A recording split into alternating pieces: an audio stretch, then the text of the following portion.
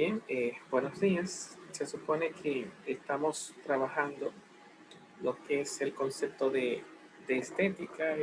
Podríamos decir que es el único objetivo de nuestra materia, entender lo que es la estética. En su, hemos visto que la estética es la ciencia de la belleza y hemos estado trabajando en lo que se llama el arte en la Edad Media, que son como las expresiones de la belleza hecha desde el accionar humano en queriendo atrapar el arte, queriendo atrapar en el arte la belleza. O sea que la estética, aunque cubre el arte porque hay belleza en el arte, el fin de la estética es la belleza. Recuerden que en un primer momento, en Grecia, la belleza es de orden natural. El apreciador no es apreciador artístico, sino que es un místico. Es aquel que contempla la belleza en sus manifestaciones naturales. Ya en la Edad Media, ustedes les tocó trabajar lo que era el arte medieval, que ya no es la belleza en la naturaleza, sino en las expresiones artísticas. ¿Y cómo se entendía la belleza en las expresiones artísticas? Bueno, pues en sentido genérico tenemos los autores de la antigüedad, como son Platón, Plotino, San Agustín, Tomás de Aquino, que nos expresan una estética eh, trascendente, ¿verdad? Una estética que está más allá de lo visual, más allá de lo aparente. Aunque hemos visto que en el ámbito, en el arte bizantino, eh, el arte románico en España, el arte gótico al final del arte románico, es que se expresa en la plástica. Cuando digo la plástica, estoy hablando de arquitectura y escultura, pues tendió a lo que se llamaba el esplendor, la seguridad, de alguna forma lo atractivo. Y en ese sentido, no se quedó solamente en la dimensión trascendental que es propio de la estética medieval. Bien, entonces ahora intentamos hacer a partir de este autor, eh, yo le presenté en algún momento José Valverde, el prólogo de Rafael Argullot, pero el autor es José Valverde. Vamos a tratar de rastrear cómo se entiende el concepto de belleza, no ya en la Edad Media, no ya en la Antigüedad, a partir del Renacimiento. ¿Qué importancia tiene? Es, es de alguna forma una revolución, no solamente a nivel político, económico, social, histórico. El Renacimiento junto con el humanismo, que quiso ser toda una ruptura con lo que se llamó la Edad Media por su teocentrismo, cambia lo que se llaman los criterios o los conceptos de entender aquello que satisface y planifica al ser humano. Recuerden que lo ético sigue a lo estético es lo bello, lo ético busca la felicidad y la verdadera belleza es el alcance del disfrute o de la felicidad del dominicum visto en la antigüedad. Entonces, ¿cómo lo va entendiendo la humanidad a partir de lo que se llama el Renacimiento? El Renacimiento tiene un problema que es demasiado caótico en arte. Tal vez la palabra no sea la palabra adecuada. La palabra adecuada tal vez sea diverso. Entonces son tantas sus expresiones en la arquitectura, en la pintura, y es tan revolucionario en sus distintas escuelas, en sus distintas manifestaciones, incluso epocales. Se habla del Trecento por el 1300, donde aparecen los tres grandes, entre ellos está Dante Alighieri con la Divina Comedia. Están los autores literarios del humanismo, entre los cuales aparecen los grandes utópicos, eh, y la revolución de las letras, queriendo rescatar lo que se llamaba todo lo que era lo clásico, llámese Roma y Grecia, volándolo, pasando por alto lo que ellos llamaron Edad Media, que no era más que el tinte divino. Entonces era como ir a lo humano, ir a lo natural.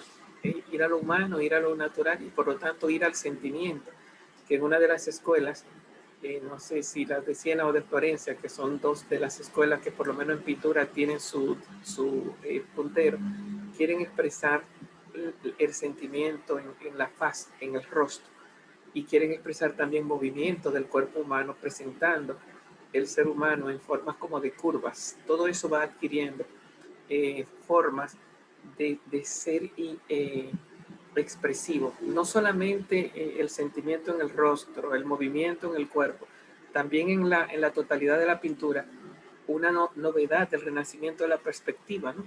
O sea, la profundidad, el querer mirar desde un bloque, la totalidad. Si en la Edad Media se busca una especie como de secuencia, como que se va deteniendo por parte, aquí en el Renacimiento se trata de mirar una perspectiva totalitaria, ¿no?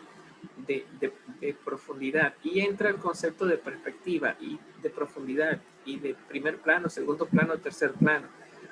Y entra también el concepto de volumen, porque hay uno de los autores que quiere lograr la perspectiva y la profundidad no solamente a través de la secuencia de plano o secuencia de la unidad de plano, pero a nivel de distanciamiento, a partir de lo que se llamaría un punto de fuga, sino también a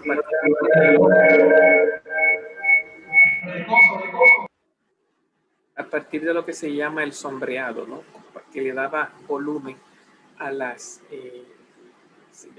las figuras pintadas. Bueno, al final es diverso y es también muy colorido. Reaparece el desnudo, reaparece porque en Florencia es famoso el Miguel Ángel, el David, es una arquitectura que retoma las formas griegas de perfilar lo que se llama lo humano. Y hay el concepto de naturalismo. Cuando digo naturalismo es como lo contrario a lo divino. La estética no quiere ser, por lo tanto, trascendental, narrativa a nivel del mensaje, que era lo que encontrábamos en la Edad Media, sino que la estética quiere ser eh, naturalista, realista. Son palabras propias de lo que se podría llamar cómo se entiende la belleza, qué es lo que la humanidad busca, dónde la humanidad busca lo que se llaman sus placeres, sus alegrías a partir del Renacimiento. Entonces decimos que por lo visto también se retoca el concepto de belleza, por lo menos en la forma de valorarlo, de entenderlo, aunque no significa que en su expresión más radical, llámese armonía, en eso se rompe. No, sigue siendo armonía y sigue buscando lo que se llama la complacencia humana. Esos conceptos nucleares permanecen, pero ¿dónde se expresa la belleza y dónde se encuentra?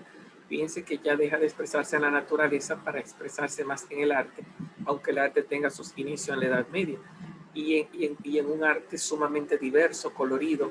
Entonces es ¿cómo se llama? Es prolífero, ¿no? Como se dice de Platón, que escribió demasiado, pues podríamos decirse que el arte renacentista es un arte prolífero, ¿no?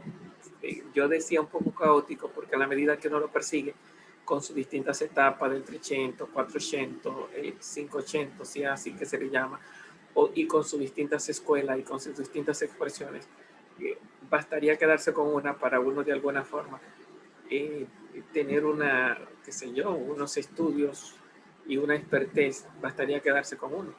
Eh, entonces es como mucho, ¿no? Y entonces al uno querer abarcarlo todo, por lo menos mi tendencia de querer tener como una mirada filosófica y digamos, si se quiere, sintética de la totalidad, lo que se suele sentir es como medio agobiante. Supongo que faltará un poco más de tiempo y dedicación. Porque a la gente lo que le agobia es Tomás de Aquino y Aristóteles, curioso, ¿no? Estas cosas no le agobian a la gente, pero yo lo encuentro un poco agobiante. ¿Qué nos dice Valverde? Tratemos, yo voy a hacer una lectura, él no es mucho lo que tiene, eh, tratando de rescatar lo que se entiende por estética a partir del Renacimiento, que sería como lo novedoso. Y él nos presenta, ¿verdad? El título, que suele ser también muy sintomático para lo que expresa un autor, Él le llama mente renacentista. Entonces, el título podría ser este: todo puede ser uno, todo puede ser uno, ¿no? O sea, es como la idea madre que encabeza un poco esta lectura que vamos a hacer. Entonces, puede ser uno, sería algo así como lo que él entiende es lo estético en la mente del Renacimiento, ¿no? ¿Qué es lo estético en los renacentistas? Entonces lo reduce a esa frase: todo puede ser uno. Entonces nos dice que en el Renacimiento las ideas estéticas en un sentido estricto resultan escasas, o sea que hay muchas expresiones artísticas, pero no se expresa la idea de belleza, no se expresa. O sea, no sé si sería ausencia de filósofos o estetas, eh, eh, y son pocos fieles a la relación con gran contexto de esa época, donde comienza el proceso que lleva en desarrollo unitario hasta su crisis final en nuestra propia época. Es preciso, pues, prestar atención, aunque sea muy brevemente, a los caracteres generales de la mentalidad renacentista, más o menos inconscientes. Así se extenderá el carácter fragmentario, se entenderá el carácter fragmentario y a veces paradójico que tuvieron sus afirmaciones conceptuales explícitas sobre el tema de arte y belleza, ¿no? O sea, por un lado nos dice que si vamos a buscar la belleza, lo primero que nos dice es que son escasas, ¿no? Y poco fieles a lo que se llama lo que se está expresando en el arte renacentista. Recuerden que nuestra clase, si fuera arte, tuviéramos perdido en el arte renacentista, pero nuestra clase es estética, es buscar el concepto de belleza, y nos dice algo así como el concepto de belleza eh, escasea en el Renacimiento. Es verdad que hay muchas expresiones artísticas, pero el concepto de belleza no existe, ni tampoco se encuentra en relación con sus vastas expresiones artísticas. El arte es, el arte es diverso y muy expresivo, pero el concepto de belleza está perdido. Entonces, y lo que aparece, nos dice Valverde, es muy fragmentario. Dice: a nuestra época analítica y desconfiada, que es el Renacimiento, que desconfía de la filosofía y desconfía de la teología, y todo es nuevo y todo es natural, a esta época, y desconfiada hasta sobre el valor mismo del lenguaje, se le hace difícil entender el lenguaje de aquella época, donde nacen grandes pretensiones a las cuales hoy día hemos ido renunciando. Quizás nos parezca un lenguaje superficial, ingenuo, que toma y reúne todo, por lo que tiene de convergencia positiva y esperanzada, cegándose a las diferencias y contradicciones. Lo que se dice y lo que se pinta y lo que se construye y lo que se hace en general, para ello es básicamente lo mismo. A la vez ciencia, poesía, teología, expresión de carácter personal, y tiende a lo mismo, a la captación de la totalidad. Por eso el título era todo puede ser uno, ¿no? Porque se tiende como a hacer una unificación del todo, ya sea Dios, naturaleza, idea, número, globo, globo terráqueo, riqueza, poder político, saber histórico, cultura, elegancia. Piense que hay mucha diversidad, pero ¿qué tiene esa diversidad en común? Que todo tiende a la unidad. Eso, y tal vez la perspectiva unitaria es lo que encontramos en la pintura como algo nuevo, que sería, en vez de ver la fragmentación secuente, algo así como si tuviéramos en estaciones distintas, lo que trata de ver es una totalidad unificante del todo. Entonces, eso sería como lo novedoso, ese sentido que él le llama todo puede ser uno, ese sentido de captación de la unidad totalitaria en todas sus expresiones. Sus expresiones son sumamente diversas, yo digo hasta agobiantes, pero abrumante por la cantidad. Sus ideas de estética se escasean, pero se nota en su búsqueda de novedad, una búsqueda de unidad, con esos caracteres que hemos dicho, eh, de apariencia, de naturalismo, de realismo, fuera del trascendentalismo, fuera del teocentrismo, fuera de la narrativa a nivel de mensaje. Entonces es como una búsqueda de la unidad visible, ¿verdad? La unidad sensible, la, la, la totalidad expresa como plenitud en el ámbito de la sensibilidad, ¿no? Entonces todo puede ser bueno. Como dirá todavía inocentemente cierto personaje de López de Vega, nadie olvida que esta mentalidad histórica tiene su forma económica y social en el capitalismo, que entonces arranca ya esbozando las formas en que llegará a su extremo en nuestros días. Algunas de estas formas resultan especialmente significativas para una perspectiva estética. Ante todo, la reducción homogeneizadora de toda realidad a algo abstracto, el dinero, el capital, la fuerza sin forma concreta, que funciona cada vez más en cuanto futuro, en cuanto crédito, volviendo a través de la visión del tiempo. Cada vez cuenta menos lo que se tiene ya, cuenta más lo que se espera tener, el presupuesto, hasta que se generaliza la situación de vivir sobre deudas superiores al haber efectivo y por tanto el porvenir siempre será hipotecado. El incremento real de lo poseído será solo el margen que quede después de descontar el pago de la usura.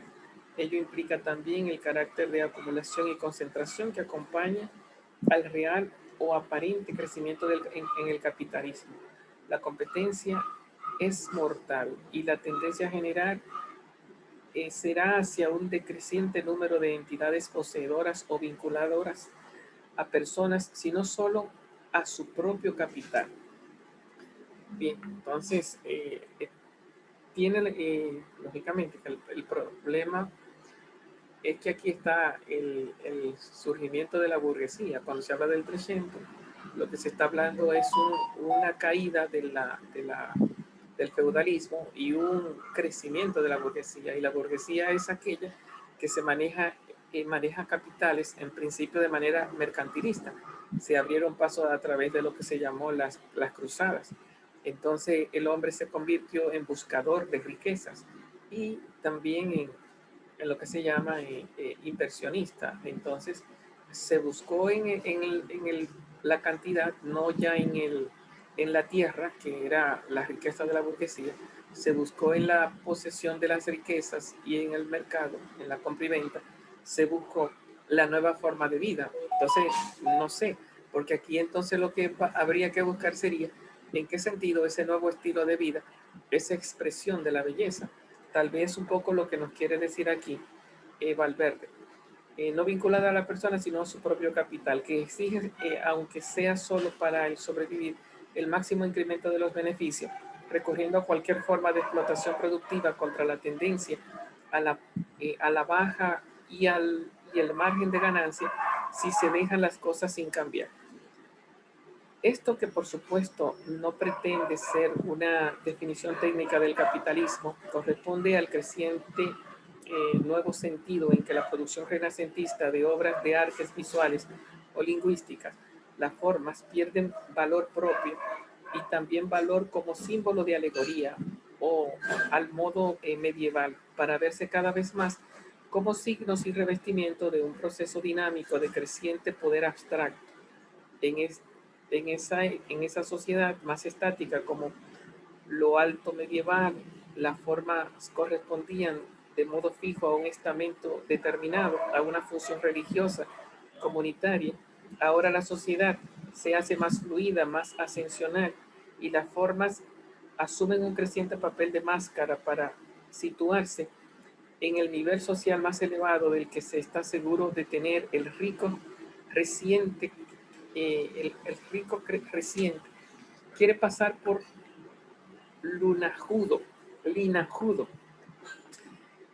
El escaso medio en medio quiere pasar por acomodado, todo ello con gran cautela para no ser reprobado como suplantador y con continuas contracorrientes y salto atrás del retorno a formas de las clases ya desplazadas igual que los herederos de los nuevos ricos enlazan matrimonialmente con nobles empobrecidos. Bueno, entonces creo que al final todo esto es una línea de una tendencia que no está distante a la que nosotros tenemos.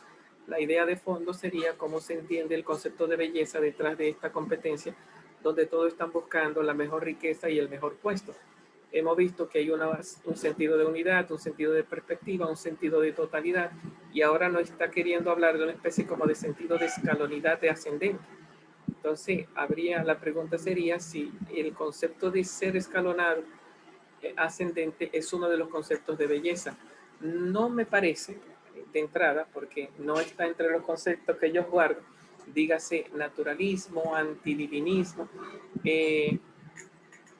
realismo, el concepto de profundidad, de totalidad, todo eso es parte de, digamos, de los nuevos conceptos de belleza, aunque resulten escasos, son muy significativos. Él presenta aquí el concepto de lo abstracto, ¿no? Yo entiendo que lo abstracto aquí sería más bien como lo totalitario, lo que mira al todo, más que lo abstracto, como nosotros lo entendemos en el sentido más filosófico. El hombre parece creerse siempre capaz de más, aunque no por eso muestre un ánimo más alegre en el hombre medieval. En cuanto a un posible optimismo histórico, no se expresa sino a principios del siglo IV, Erasmo, Lefebvre, para verse enseguida bruscamente roto por las reformas según el cliché del liberalismo decimonónico.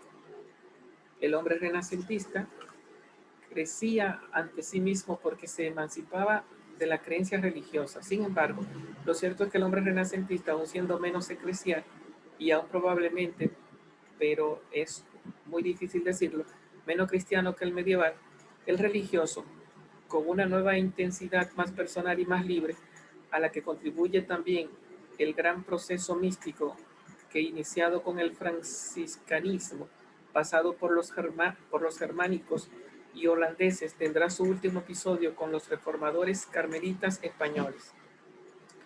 Recordemos dos famosos textos sobre el hombre del finales del siglo XV.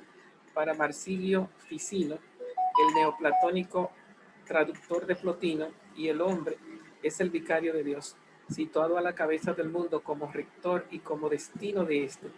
En cambio, para Pico de la Mirandola, el hombre es un ser aparte, inventado por Dios después de haber agotado los esquemas ideales para el mundo, con destino de espectador y más aún de camaleón, capaz de identificarse con los más variados seres del mundo.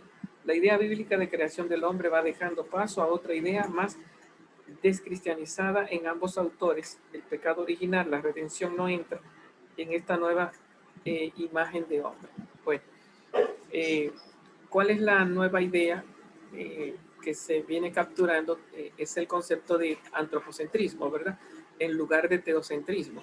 Todo lo que es unificante, todo lo que es, digamos, uno, todo lo que es totalizante, como belleza, como armonía, si antes se buscaba en los grandes mensajes bíblicos, que por lo menos así comienza todo lo que se llama el arte, el paleocristiano, ¿verdad? Y después todas las expresiones teocéntricas de la Edad Media siempre tienen un carácter teocéntrico, expresión de lo divino. Algo nuevo que encontramos en el medieval, en el Renacimiento, es el teocentrismo, ¿no? La focalización. Si buscamos el movimiento, es un movimiento humano. Si buscamos el sentimiento, lo buscamos en la expresión humana. Si buscamos la totalidad y la felicidad del hombre, parece ser que la buscamos en lo que se llama el poseer y el ascender. Digo poseer porque se habla de riqueza, de adinerado, de un nuevo tipo de rico, y digo en el posicionamiento porque ¿quién será el más feliz? Aparentemente el más feliz será el más rico.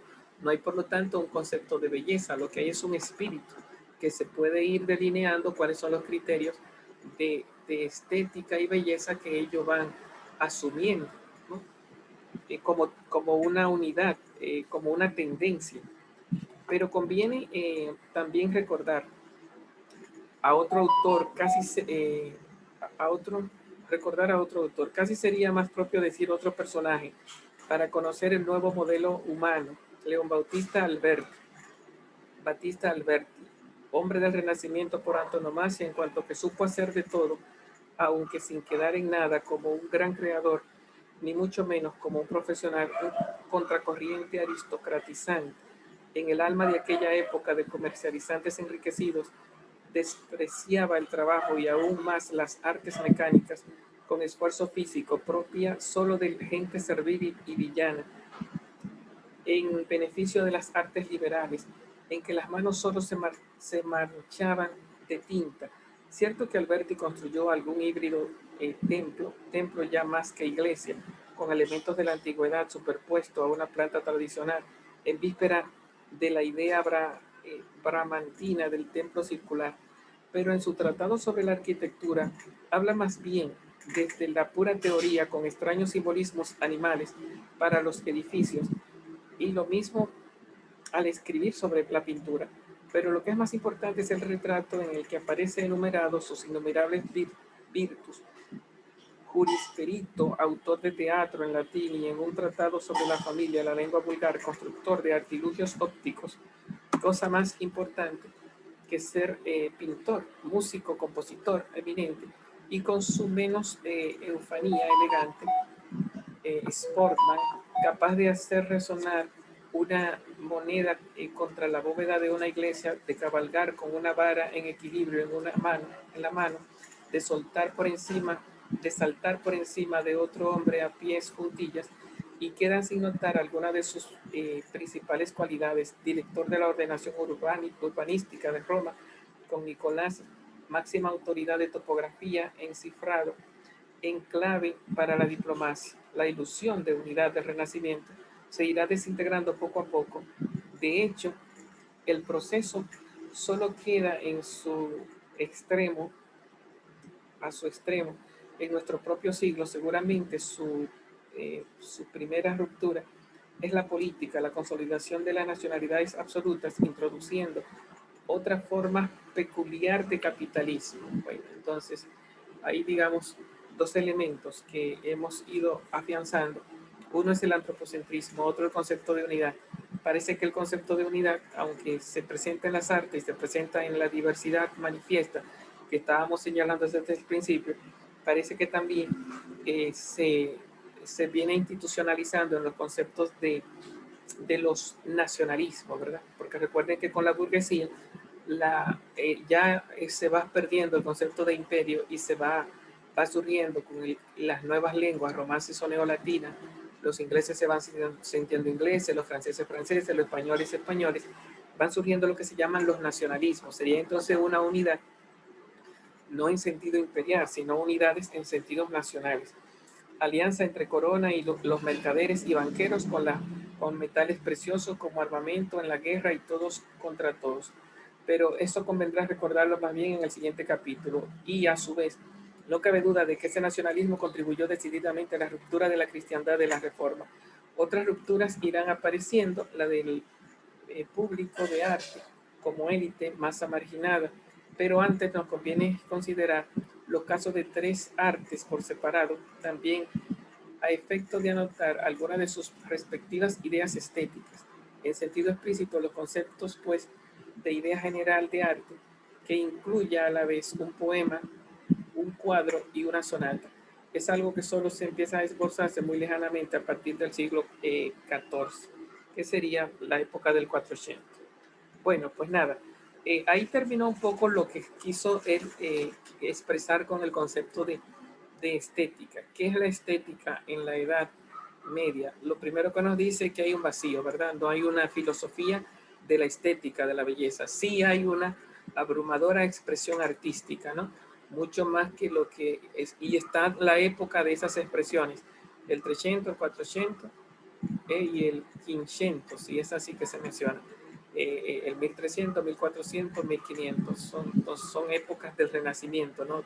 Entonces, y de la expresión artística. Pero si buscamos qué es la belleza, carece, hay mucha arte, pero poca o ninguna defensa de lo que es la belleza, sino más bien una búsqueda de unidad. ¿Qué se nota como expresión de la belleza en las expresiones del Renacimiento? aparece la perspectiva como carácter de unidad. En la sociedad, si encontramos una unidad, no sería la unidad imperial, sino la unidad nacional. Y la búsqueda también de la felicidad en lo que se llama la riqueza, ¿no? En el mercado se va desplazando la mirada feudal a la mirada mercantilista.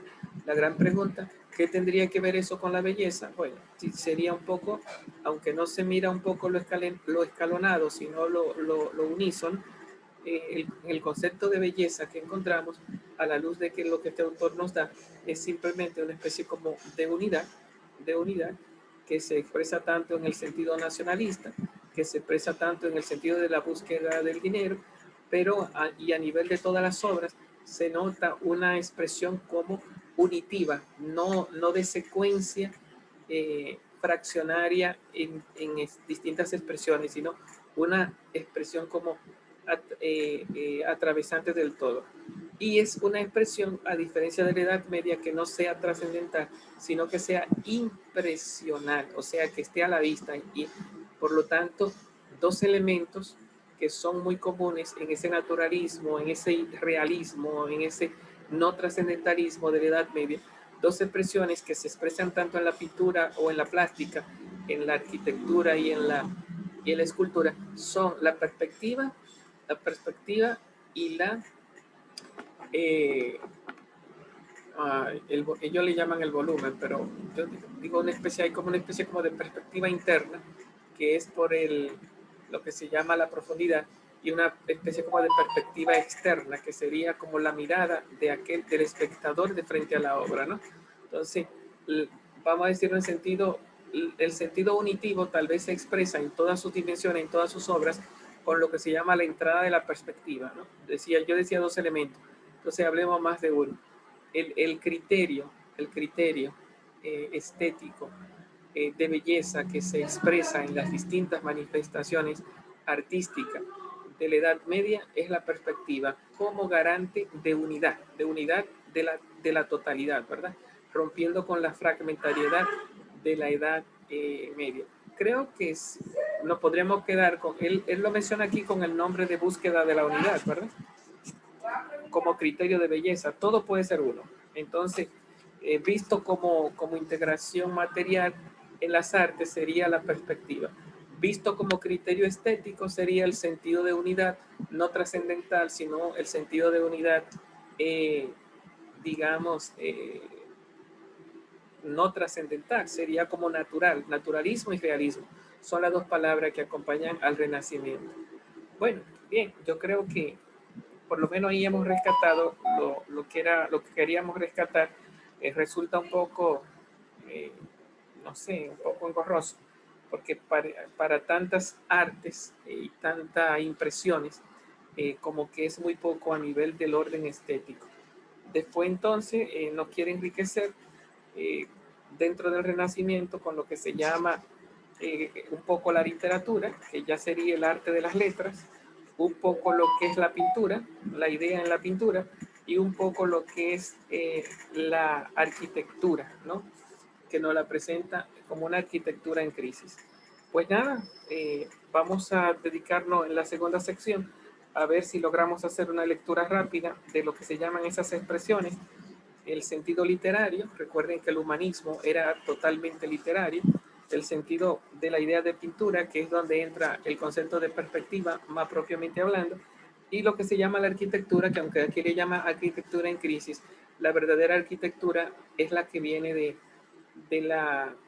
eh, la arquitectura románica y la bizantina, es la que viene de la Edad Media, ¿verdad?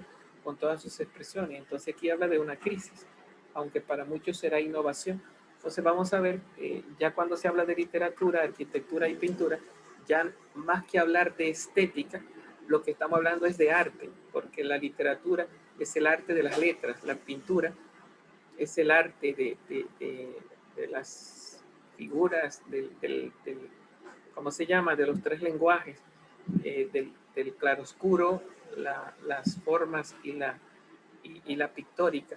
Y cuando hablamos de la arquitectura, pues ya sabemos que lo que ustedes llaman, más han manejado en lo que se llama la Edad Media, son de todas formas la pintura y la arquitectura plástica artística y la literatura, que es muy humanística, es arte de las letras. Entonces, vamos a tratar de centrar nuestra atención en la segunda entrada, en estas tres expresiones artísticas y cómo se manifiesta la belleza en esas expresiones.